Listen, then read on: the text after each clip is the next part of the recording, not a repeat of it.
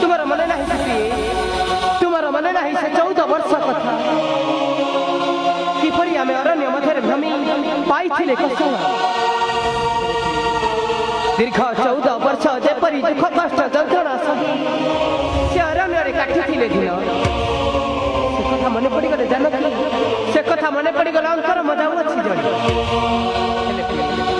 एते दुख कष्ट सहिला परे ए अयोध्या को हमर सुख शांति फेरी अछि कि आसले सुख शांति छाड़ी ए सुख शांति छाड़ी पुनर्बार ऋषि मठ देखिबा पई बळाउ मन ना प्रिय ना से बनस्तु बुझबा पई न बळाउ मन प्रिय न बळाउ मन ना प्रिय ना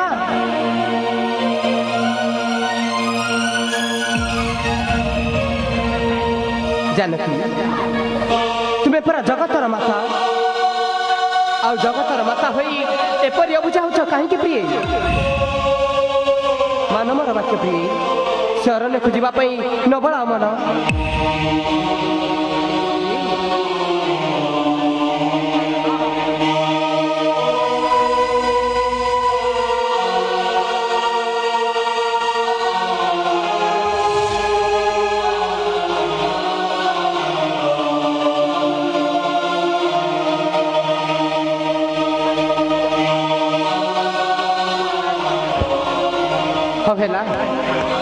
हेला जानकी